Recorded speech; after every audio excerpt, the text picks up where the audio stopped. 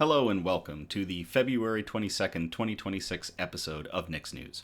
I am your host Nick, brought to you by Some Budget Studios. That's right, we're paying for this project of ours. We're live every Sunday, and I thank you all so much for tuning in or catching the replay on the Nick's News YouTube channel. This is a program dedicated to bringing good news to counter all of the bad news that we are bombarded with on a daily basis, with the hope of bringing a little bit of joy back to the world.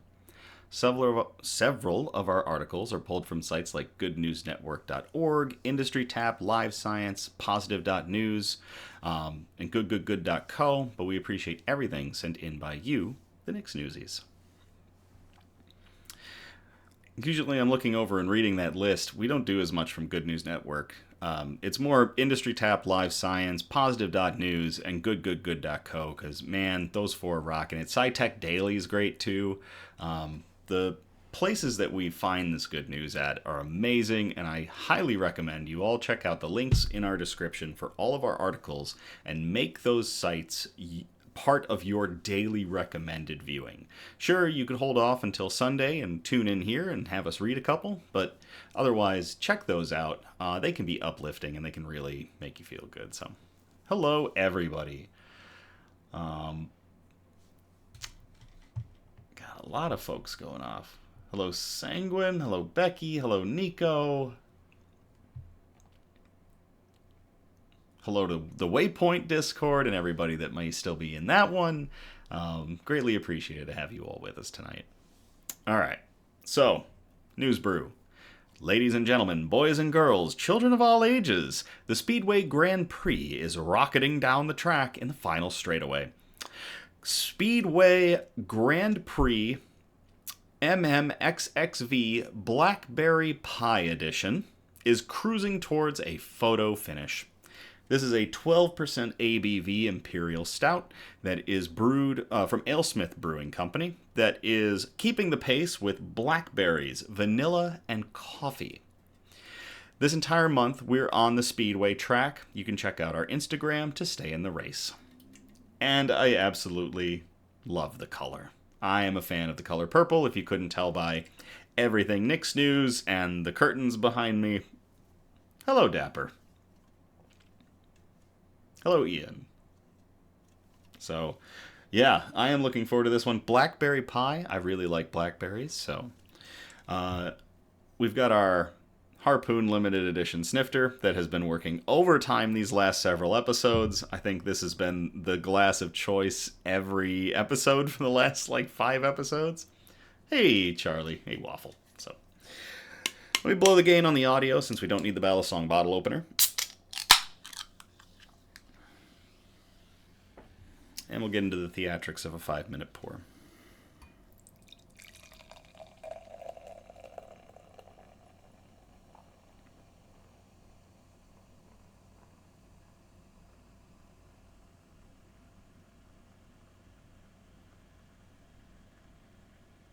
Every last drop.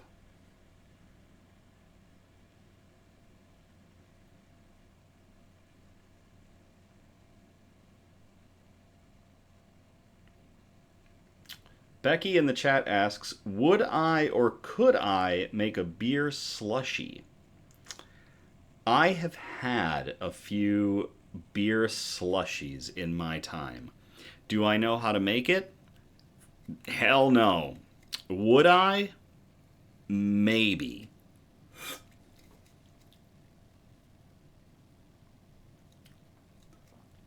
The blackberry is very tart and very sharp. Wow. A lot of sugar to that one, too. Yeah, I like the purple. Hell, the beer even looks a little purple. I have had a couple of slushy beers. They have been dubbed ice cream beers. There is a brew house close to my home called Lost Art Lost Art Brewing, and they make ice cream beer, and it is magical. It is straight up wizardry alchemy. It's crazy. So, the carbonation can be difficult, especially with a slushy machine, so I'd be willing to give it a try. Let's see. We'll see. Shoutouts.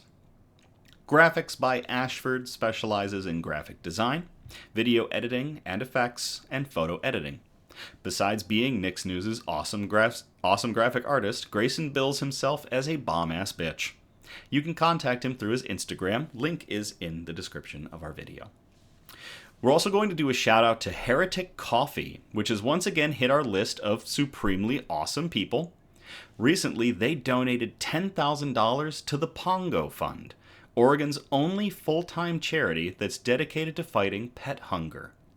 When the government cuts support for the most vulnerable communities, the ripple effect touches every corner of people's lives, including the animals who depend on them. Hungry people have hungry pets. We've included links down below to the donation site for Heretic Coffee's free snap breakfast and to the Pongo Fund. To Ashton, Graphics by Ashford, Grayson, our graphic artist, and to Heretic Coffee for donating to the Pongo Fund. Cheers.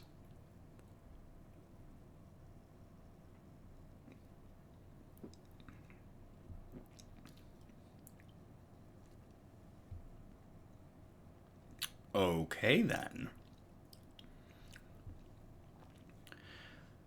The last couple of ones that we had the banana cream pie last week, and I'm trying to remember if it was... Which one was... It was the pecan pie, I believe, before that. The banana was really obvious, and it wasn't that bad banana flavor. It was real good banana. And the one before that I know was good. This one, that blackberry, is just... It's almost cloying. It's really, like, kind of constricting my throat a little. Interesting. Chocolate before the pecan. Okay.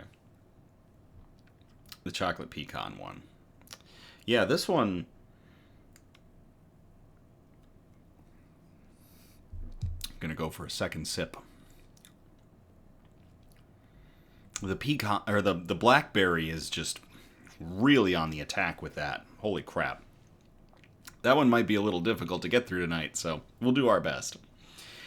News quote. The greatest moments in life are not concerned with self-achievements, but rather with the things we do for the people we love and esteem. And that quote comes from Walter Elias Disney, better known as Walt Disney, who lived from 1901 to 1966, who was an American animator, a film producer, a voice actor, and an entrepreneur. Best known for literally everything that is Walt Disney. I really like that quote because a lot of times we can get hung up on the great moments being the things that we did. And that's not to say that you shouldn't celebrate the things that you do. When you have great achievements in your life, by all means celebrate them. But know that sometimes the greatest moments aren't the ones that were specifically for you. But were rather the things that you did for others, because to them, maybe those were some of the greatest moments. So again, the greatest moments in life are not concerned with selfish achievements, but rather with the things we do for the people we love and esteem. Thank you very much for that quote, Walt Disney. Cheers.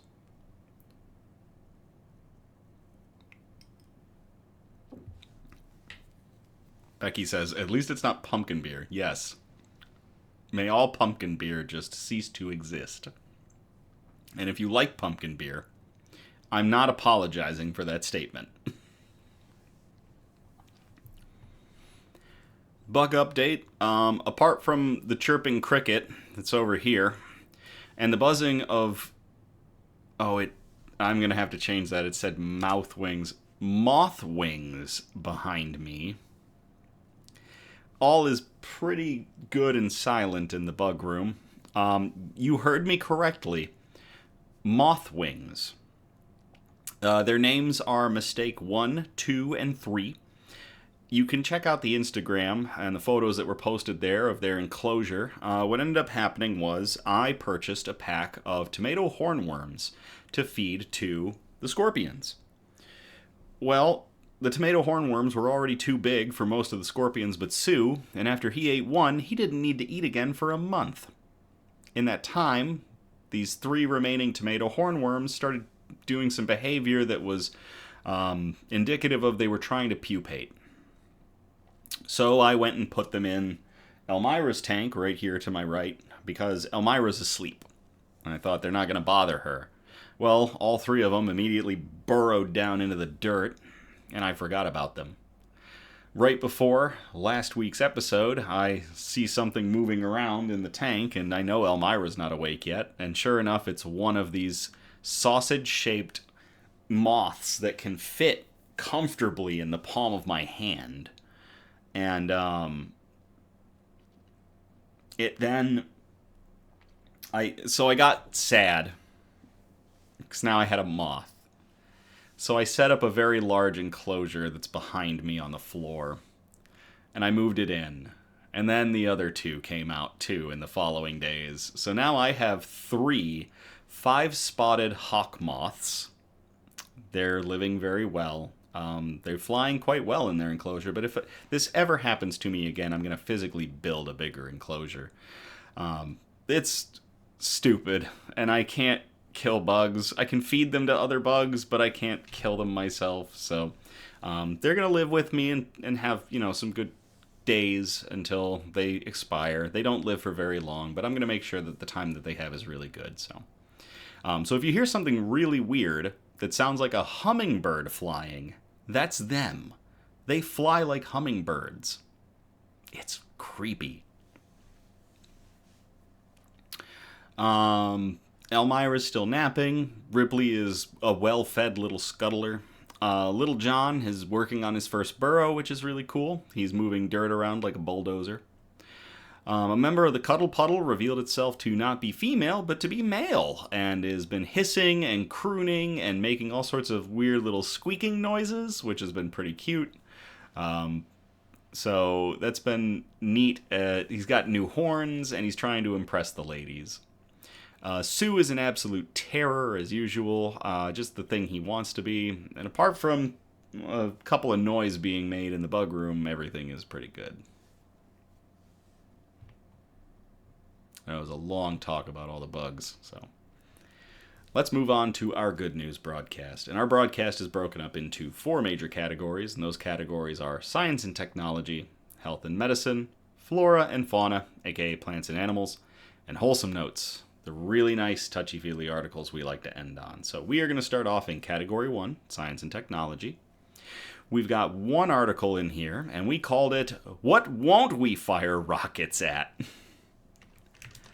I will copy and paste this into the chat if you all want to check it out. And again, the links to all of our videos are in the descriptions of our videos, so you can check them out too if you'd like.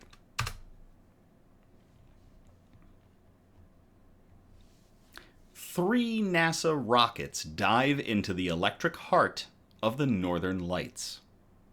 This was published to SciTech Daily on February 20th of 2026 by Miles Hatfield and NASA's Goddard Space Flight Center. NASA just launched rockets into the Northern Lights and captured the hidden electricity that powers them. NASA has successfully carried out 2 sounding rocket missions from Alaska to investigate the powerful electrical forces behind the Northern Lights.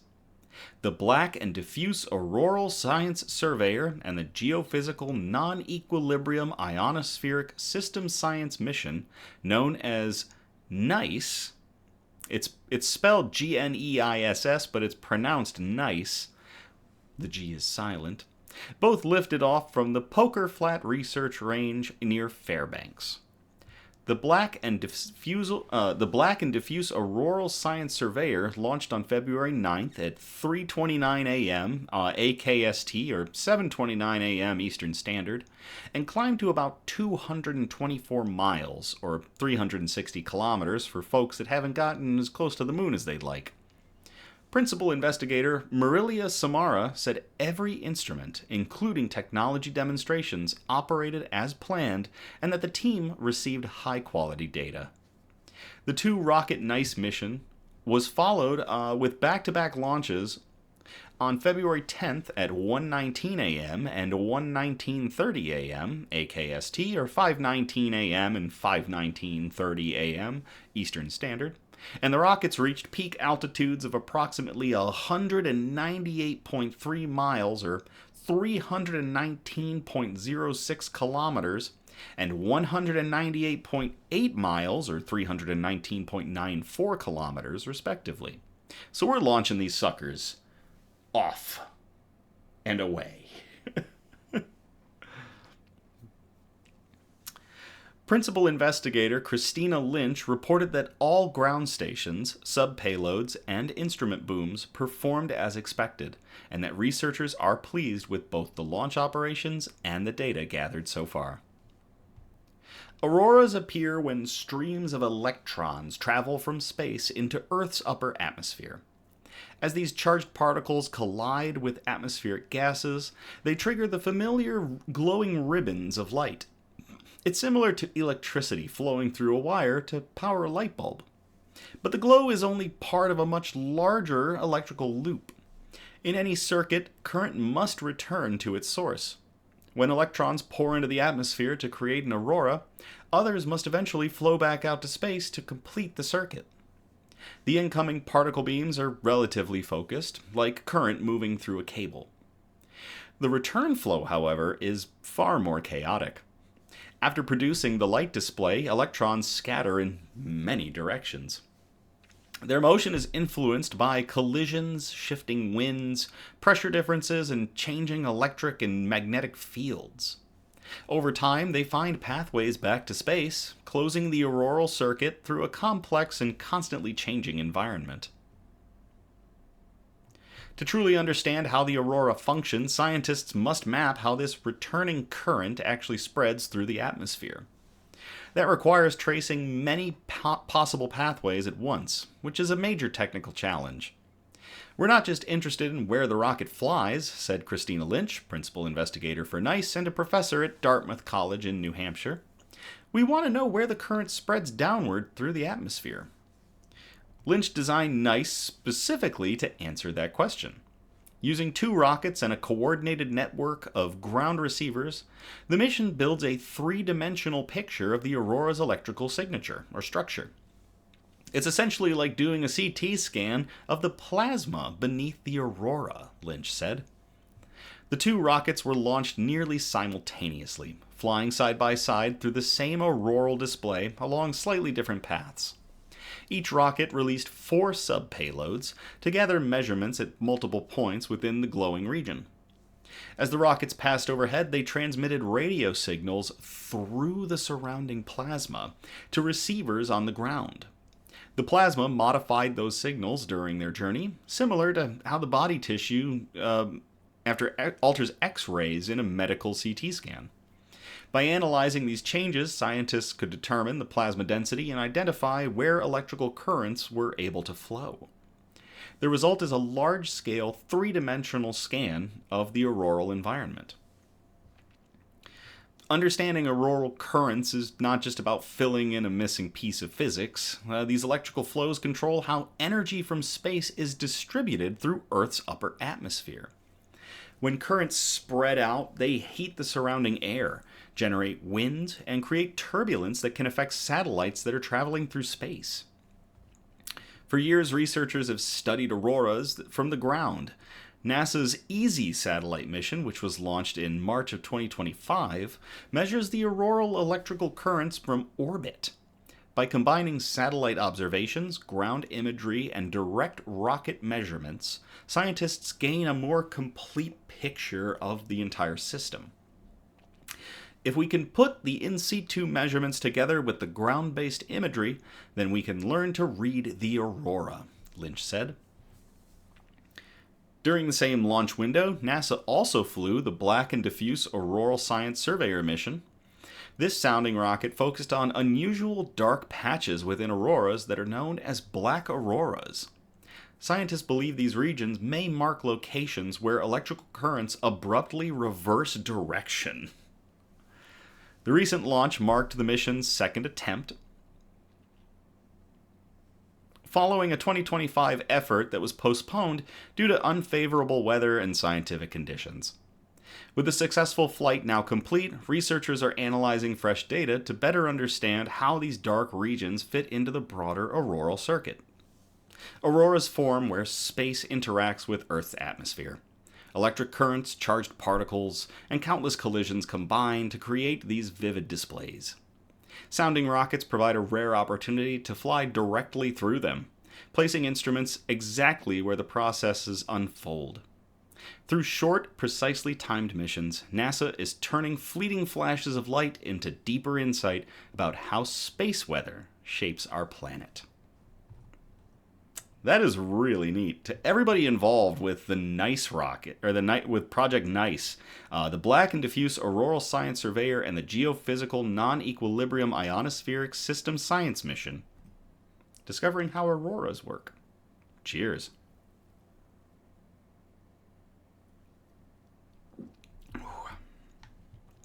Hello, Nicholas. I see the question has been asked, what kind of pets are in the tank behind you? So, off camera, over here, I've got a giant vinegaroon. Next to that, in a tall tank that's just before this one, is a tailless whip scorpion. In this tank, oh, there we go, that looks better. In that tank is an emperor scorpion, a subadult emperor scorpion that's named Little John. And in that far tank is an adult Asian forest scorpion named Sue, the boy named Sue. And between them is a tank that can just barely be seen, which is this. Here's the top of it right here. That one houses the Cuddle Puddle, which is a small collection of Madagascar hissing roaches. Thank you for asking. Got a lot of bugs. It's just a lot of bugs. Okay. We're going to get out of science and technology. We're going to move on to category 2, health and medicine. We've got one article in this section, and we called it, You'd Think You Needed Those. I will copy and paste this into the chat if you all want to check it out.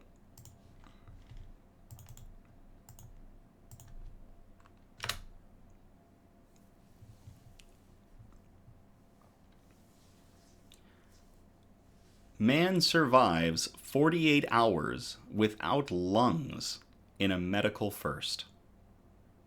This was published to SciTech Daily on February 18th of 2026 by Ankit Bharat and Northwestern University.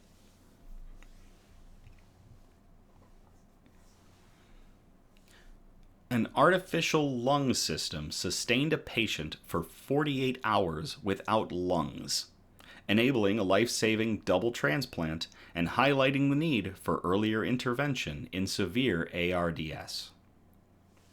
People cannot survive without lungs, yet one of Ankit Bharat's patients did so for 2 full days. In a study published in the cell-pressed journal Med, surgeons detailed how they extracted a patient's severely infected lungs and relied on a custom-built artificial lung setup to sustain him until donor lungs became available. The team described the strategy as a potential bridge to transplantation for patients who would otherwise die waiting. He was critically ill.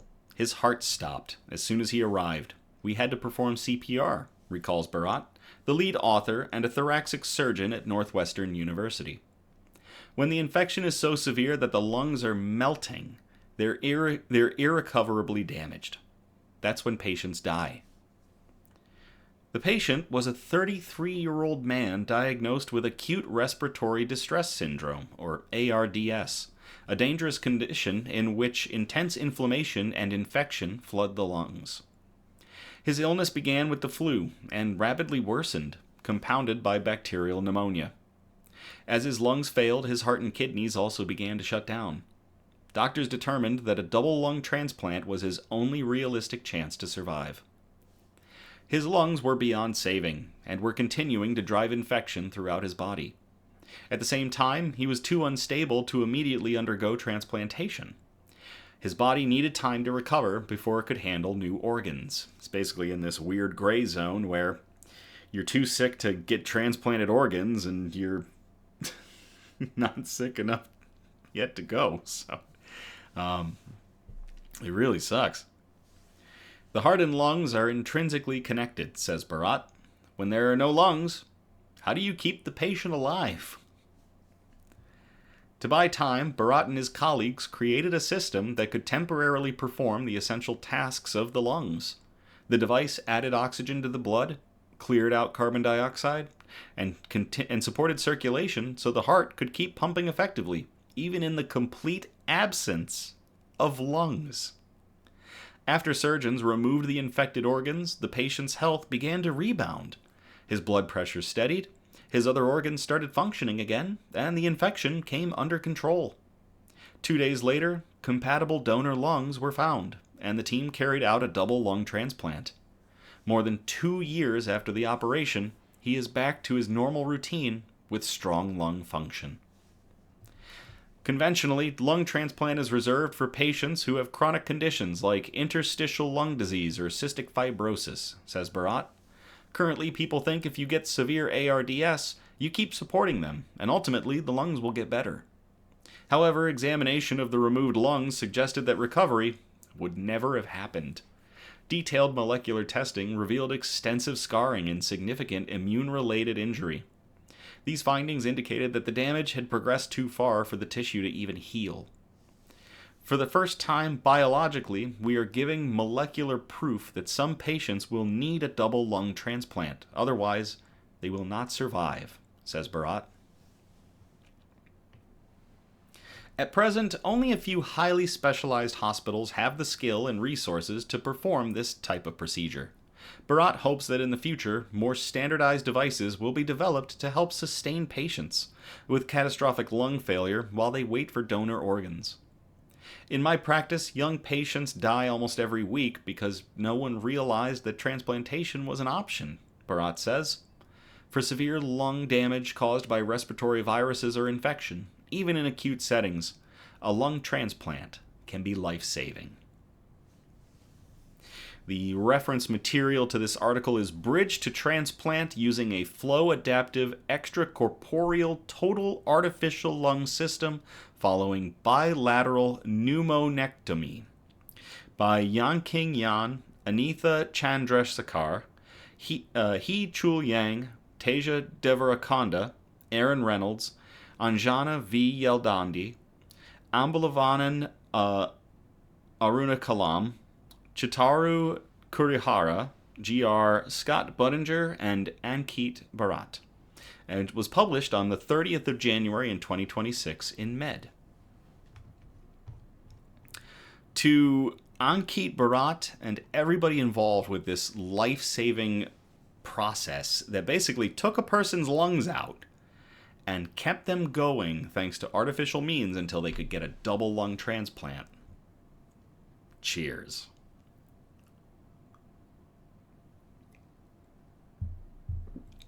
That's pretty wild.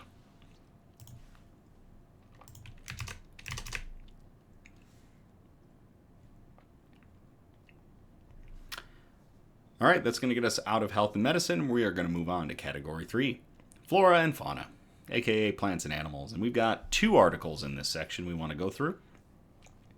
First one, we're calling The Researchers Are Onto Us. Pinch, pinch, pinch, pinch. And since I talked about my emperor scorpion and my Asian forest scorpion, this applies directly to them. I'll copy and paste this into the chat if y'all want to check it out. Man, SciTech Daily is rocking our list today.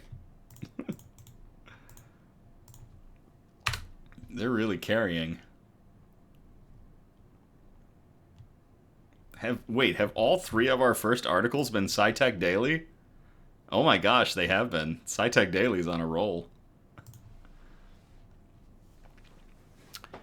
Scientists just found a way to predict where deadly scorpions will strike.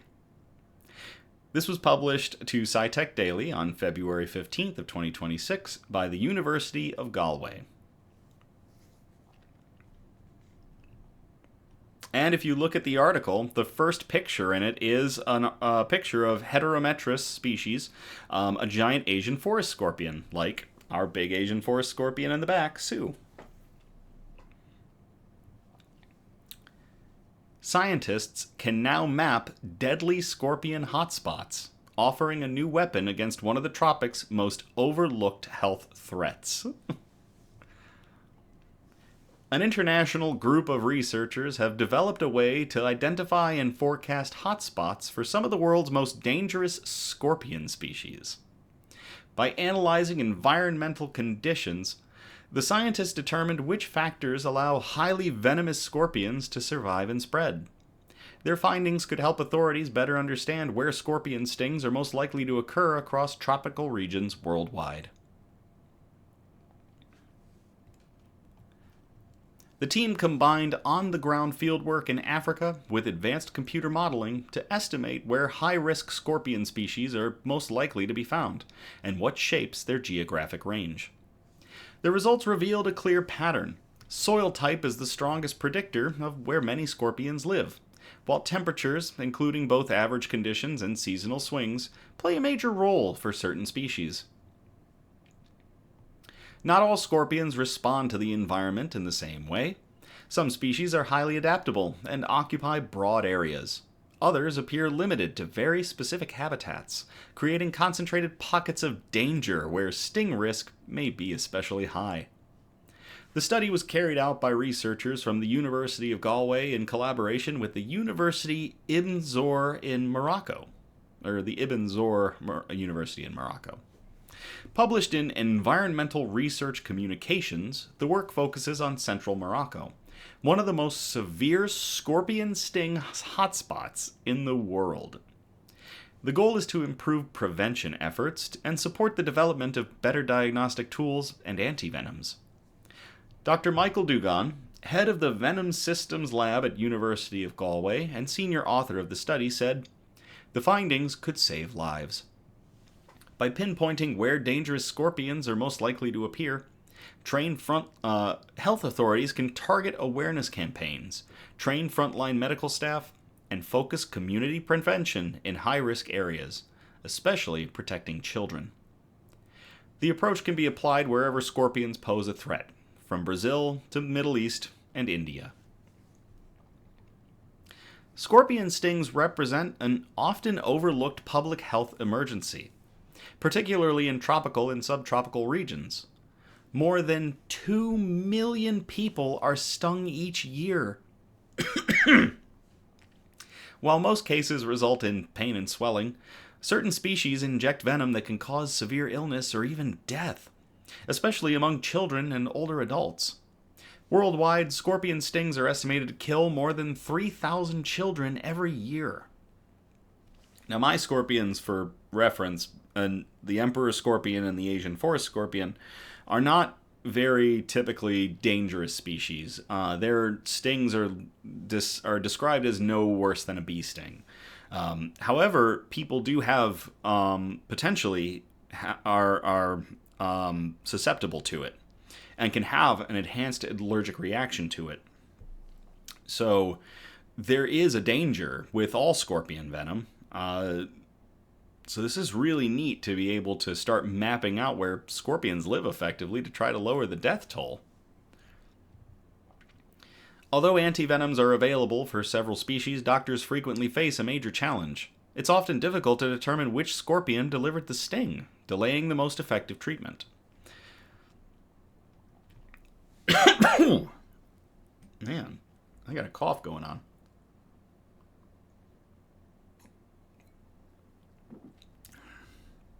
Could be the beer. To improve the identification of high-risk areas, the researchers applied a computer modeling method known as maximum entropy. This approach allowed them to predict where dangerous scorpions are likely to live and which environmental conditions they prefer. By combining global data sets on soil composition, temperature, and habitat features, the team showed that it is possible to identify potential scorpion hotspots beyond Morocco. This is particularly valuable in tropical regions where detailed species records are scarce. The project involved senior researchers and doctoral scientists from both universities, along with undergraduate students from the University of Galway who travel to Morocco each year as part of their Bachelor of Science Zoology program. Dr. Dugan added, "Overall, we know very little about the ecology of scorpions, their venom, and the best way to treat scorpion stings. Our international collaborative efforts aim to develop new tools for the prevention, diagnostic, and treatment of scorpion stings globally. This requires multidisciplinary, that's a tough word, multidisciplinary teams including public health specialists, clinicians, zoologists, and members of local communities. Faud Salhi, doctoral researcher at the University Ibn Zor of Agadir and first author of the study, said, "This research shows how biodiversity data can inform public health policies. By combining long-term fieldwork and ecological modeling, we're able to identify where dangerous scorpions are most likely to occur. We aim to have real-world impact, supporting prevention strategies, improving medical preparedness, and ultimately contribute to the reduction of the burden of scorpion stings, both in Morocco and beyond." Dr. Colin Lawton, head of zoology at the University of Galway and co-author of the study, said, "University of Galway is gaining momentum at the center in zoological research, addressing questions of global importance, from fish stock to mammal conservation and animal-borne disease migration.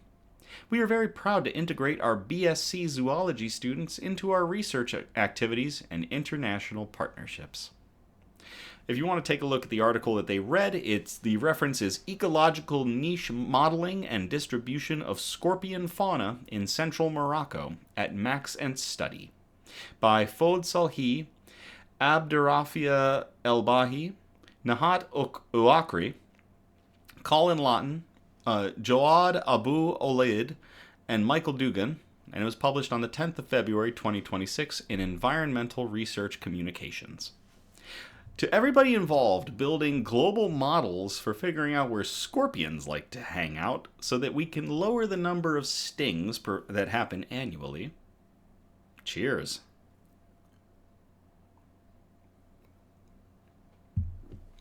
You hear that? They're onto your game.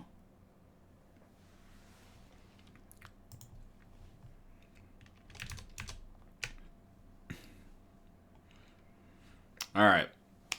We called this next one Doing It Better Than AI Ever Could. I will copy and paste this into the chat if you want to check this article out, and I will be gritting my teeth a little bit.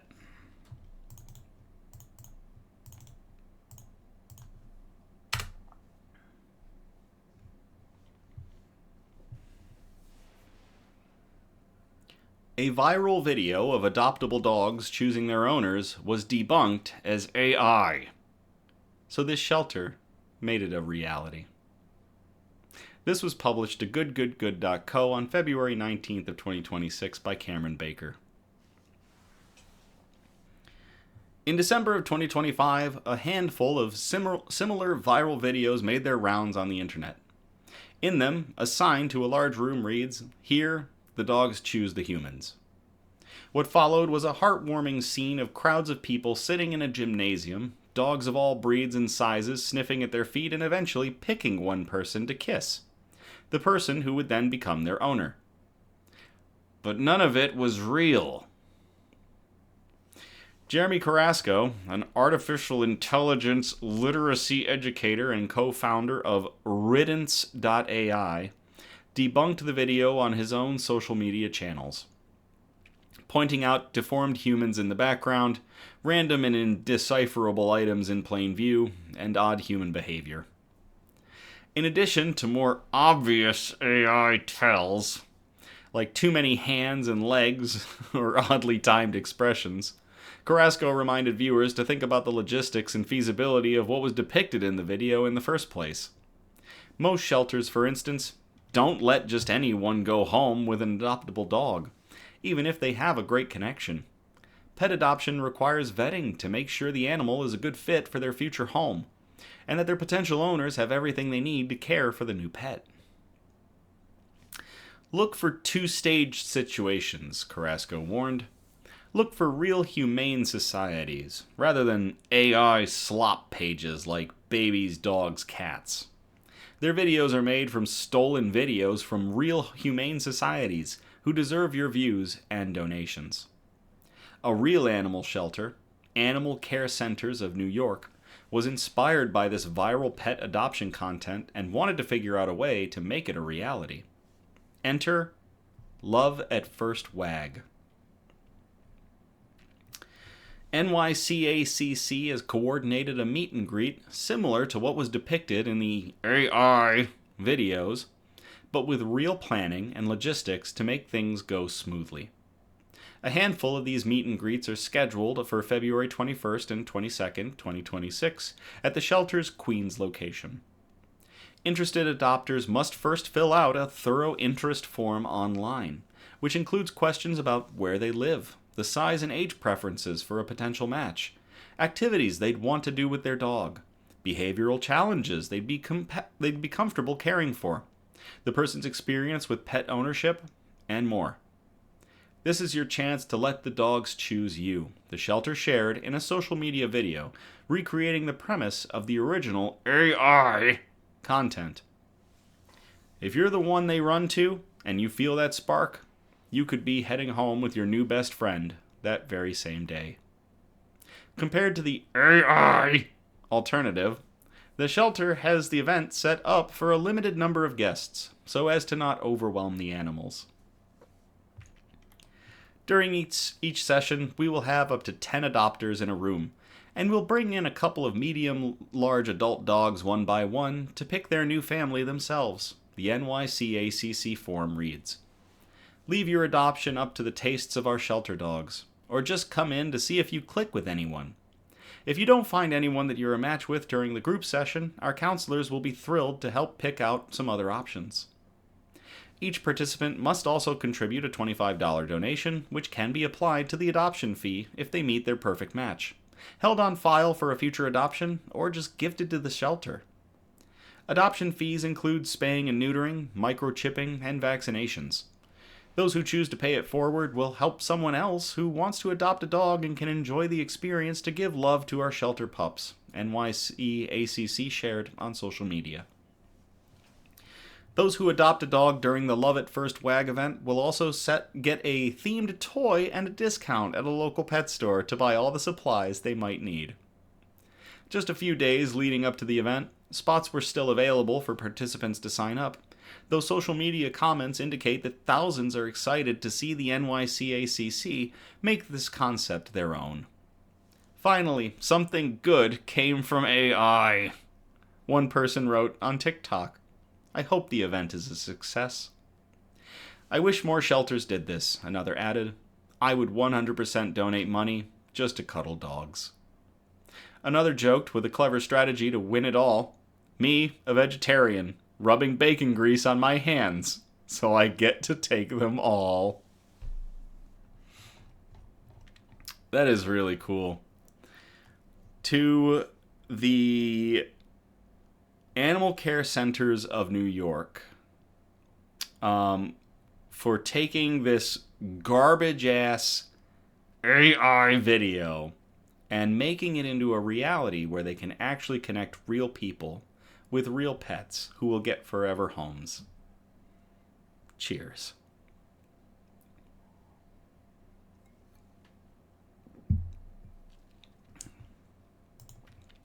Pretty sure I just ground some enamel off my teeth with that article. Speaking of pets, producer Donna tipped me off earlier.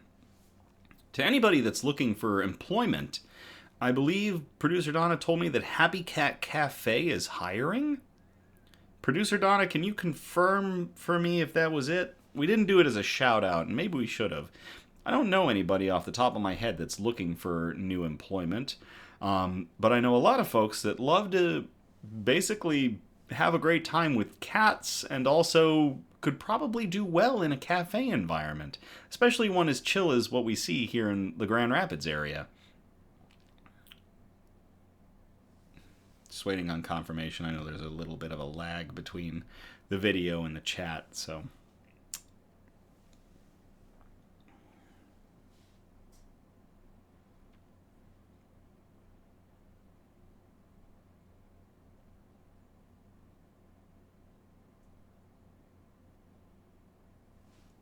I'm pretty sure I'm pretty sure it was Happy Cat Cafe that's hiring.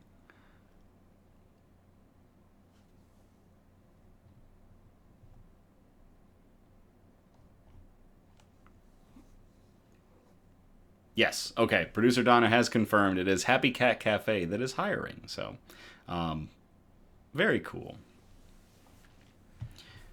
Okay. So that's going to get us out of flora and fauna. We are going to move on to category 4, the wholesome notes.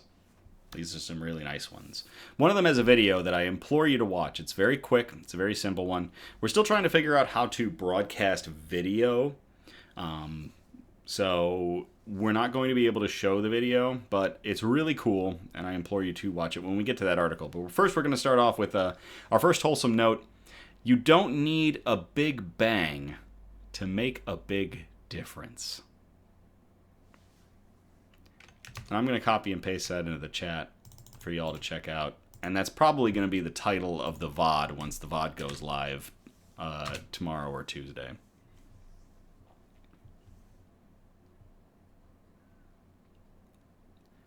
Big Bang Theory star Kunal Nair uses GoFundMe to pay random families' medical bills after being one of the world's highest paid TV actors. Kunal Nair, this was published, to Variety on February 17th of 2026 by Zach Sharf.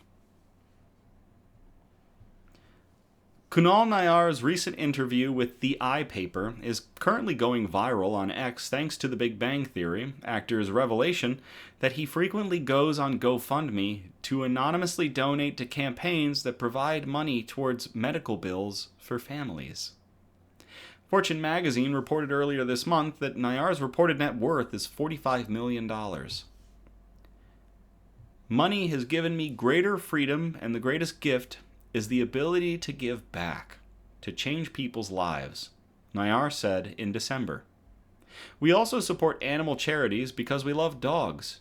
But what I really love to do is go on GoFundMe at night and just pay random families' medical bills. That's my masked vigilante thing. So no, money doesn't feel like a burden.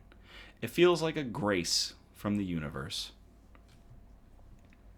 Nair starred as Raj Koothrappali on all 12 seasons of The Big Bang Theory, the hugely popular CBS sitcom that ran from 2007 to 2019. The cast was earning a reported $1 million per episode at the height of the show's success. Forbes even ranked Nair as the world's third highest paid TV actor in both 2015 and 2018, with annual earnings from $20 million and $23.5 million, respectively. The actor told the Eye Paper that wealth does not weigh heavy on him and he's happy to donate to charitable causes. The Big Bang Theory actor's interview gained traction on social media amid the news of James Van Der Beek's friends launching a GoFundMe campaign after the late actor's death in order to raise money for his wife and 6 children who were left out of funds after his cancer battle. The campaign raised $2.6 million. Thank you from the bottom of our hearts for showing up for James and his beautiful family. Your kindness has meant more than we can put into words, read a statement from the Van Der Beek's friends. In the middle of deep grief, your support has been a light. It reminds us that love is real, that community is strong, and that James's spirit continues to bring people together. Your respect and understanding will give them the room they need to heal. To the family of James Van Der Beek, especially, and to Kunal Nair for being basically the closest thing we've gotten to Batman yet with regards to people who have wealth and using it for the better of others. Cheers.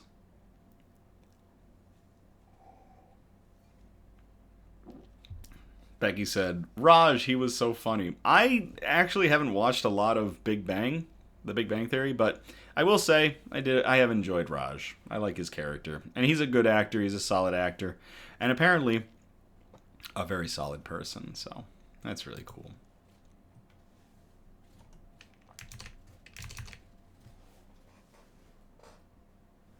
So one of the moths is flying right now. I don't know if the mic is picking that up, but it is a small hummingbird. Sphinx moths evolved in areas that didn't have hummingbirds, if you would believe that. So their feeding habits and their flight capabilities they fill that niche where hummingbirds weren't around. They have a very long proboscis, like most butterflies and moths do, but they can stick theirs basically straight out, and they use it to sip nectar from and collect pollen from flowers, just like hummingbirds do. And it is really fascinating to watch. I have a hummingbird feeder in the tank, and they go to it without any problem, and they've been feeding from it regularly, so that's been pretty neat.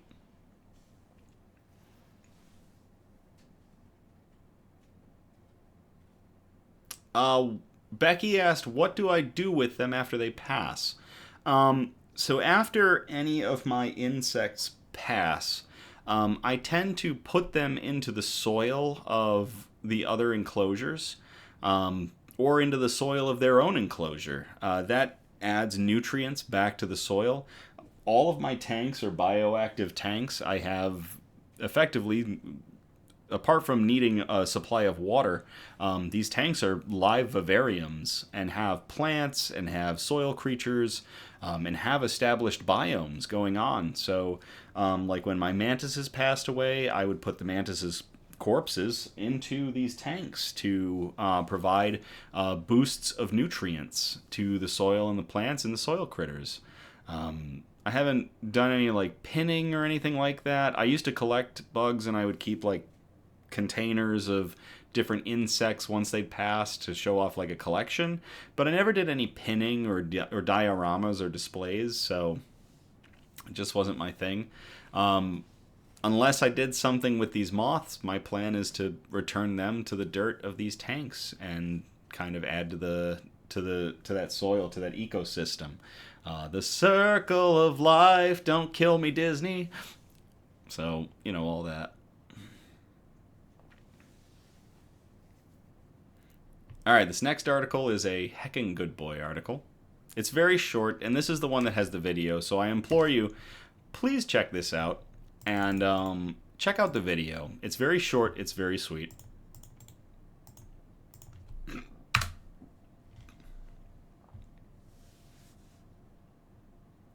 Some heroes have 4 legs. Police say dog kept nudging officers, guiding them to a missing toddler's home. This was published to WMUR ABC on February 20th of 2026 by Chloe Goding.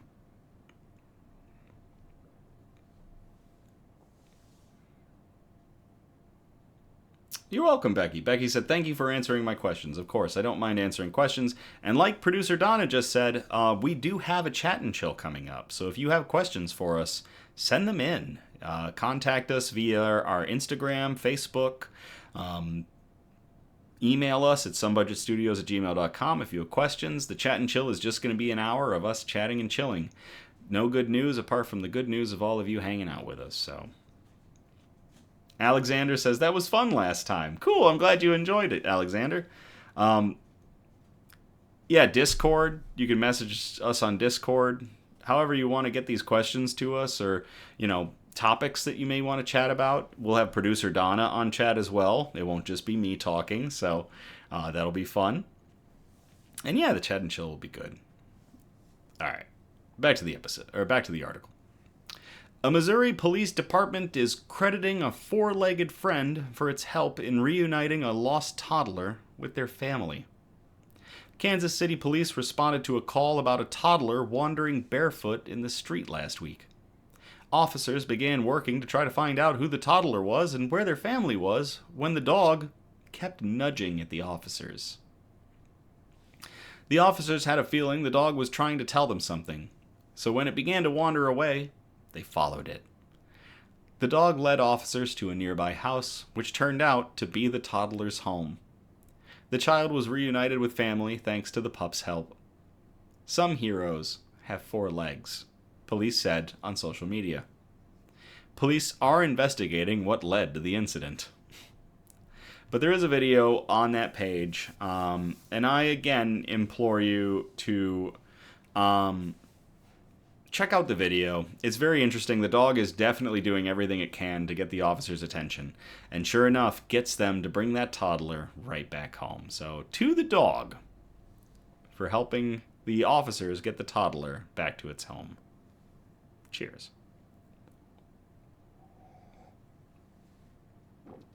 Heckin' Good Boi.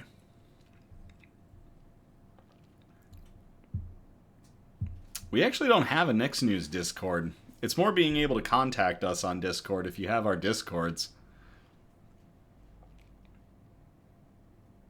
Yeah, that is... We have a staff Knicks News Discord. It's basically where we communicate to get our episodes set up.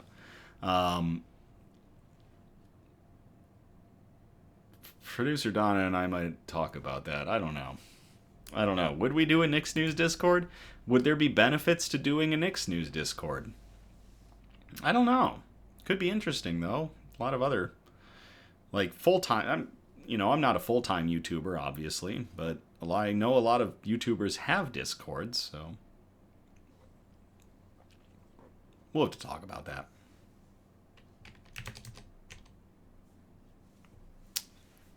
Alright, this next article is a Not All Heroes Wear Capes article.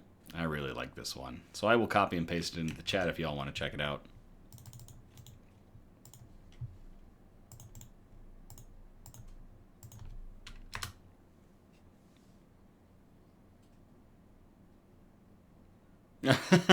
Producer Donna just said, "It seems like we need to have another meeting. Our list of let's talk about this is getting long." That thing is really good at flying.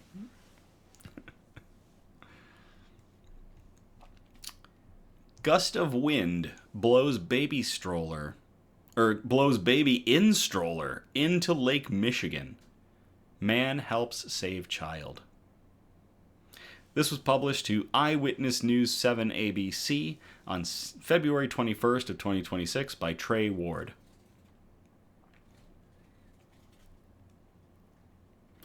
A gust of wind blew a baby girl in a stroller into Lake Michigan on Wednesday afternoon. Police said the stroller with the 8-month-old fell in the water on Chicago's north side at about 3 p.m. Multiple witnesses on the scene quickly reacted and rescued the baby from the water, police said. The little girl was taken to Lurie Children's Hospital for observation and was initially listed in good condition, CPD said. Leo Cundiff says he doesn't even swim, but knew he had only seconds to act when he saw what happened. Her kid could have been gone, Cundiff said. I see a stroller getting blown into the lake and a lady screaming. Her mother was watching helplessly, he said. I can tell she was too panicked to do anything, so I was like, I guess I'm jumping in, Cundiff said. I wasn't going to let that baby die. That's crazy. Cundiff spoke to the sister station WLS-TV from his hospital bed following the harrowing rescue. Despite warmer air temperatures this week, Lake Michigan is still quite cold. I'm just glad the stroller was up, not face down, Cundiff said. The baby dipped under a couple times, but I was able to keep her up, and she was breathing and crying when we got her out. Other witnesses helped them back onto dry land. I hope she has a really cool future, and I'm happy I was there, Cundiff said.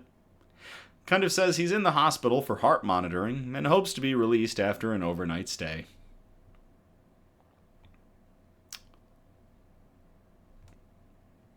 Becky says, poor mom, I would have jumped in after the baby too. I think many of us would. I can understand the paralyzing fear of something like that when you get that adrenaline dump and the fight or flight goes off. And there's actually the third response. So it was really cool. I was reading an article and watching I think I watched a show too on it that was about fight or flight or freeze. There is a third response where you are so overwhelmed by a situation that you just do nothing. And I can imagine that this poor mother might have been in that situation. But to Leo Cundiff, who saw this go down and jumped into frigid Lake Michigan to rescue this child. Not all heroes wear capes. Cheers.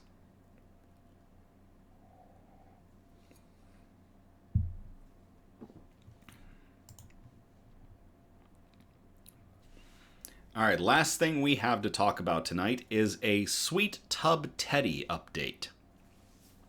Now, back on our March 2nd, 2025 episode, we shared the story of Sweet Tub Teddy. Yeah, it was a while ago, March 2nd of 2025. We talked about Sweet Tub Teddy, who's a 6-year-old who was born in England, and he was angry when he found out that the plastic tubs that are filled with candy, which are popular during the holiday season, are not recyclable at curbside in his area.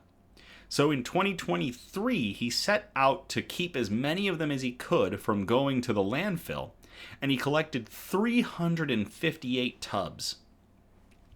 He stepped up his efforts in 2024, establishing a goal of 500 tubs, and he smashed that with a final record, or a final count, of 2,598 tubs.